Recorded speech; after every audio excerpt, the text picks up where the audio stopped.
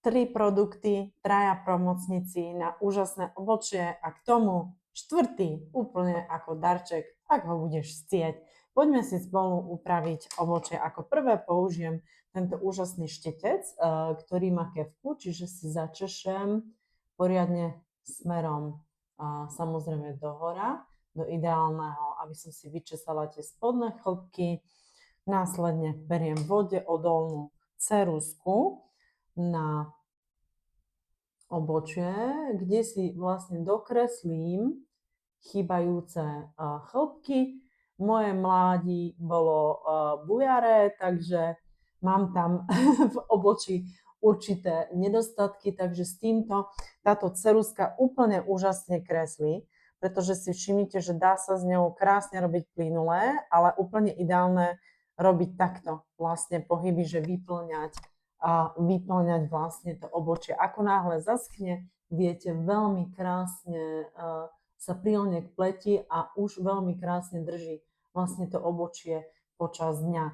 Mám ho upravené, nechám chvílinku zaschnúť a beriem tretí produkt, ktorý je transparentný gel. Máme aj farebný, ale ja si to takto dávam s transparentným gelikom a s týmto gelikom si vlastne vyčešem tie chlopky dohora. Áno, nosí sa viac vyčesané, ale ja to mám ráda takto jemne. Už na každej jednej z vás je, akú intenzitu si tomu dáte.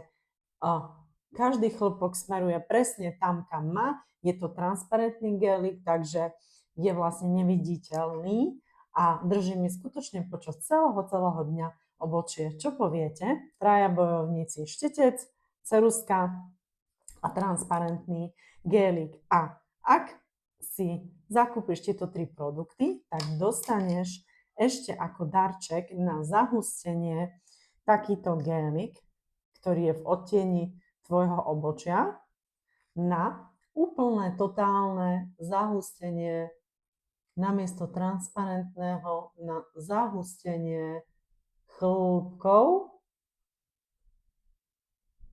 s ktorým sa veľmi dobre aplikuje. A teraz to obočie budeš mať aj s týmto štvrtým produktom, ktorý môžeš, nemusíš použiť, ale je úplne úžasný. Takže asi takto, ja si idem dorobiť druhú stranu a pozdravujem krásne, určite sa ozvite, pretože toto je taká limitovaná ponuka.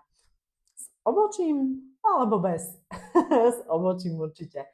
Pozdravujem krásne a píšte mi otázky, prípadne výber, pretože tie odtiene ceruziek máme 4 a taktiež 4 odtiene tohto vyplňujúceho vlastne géliku.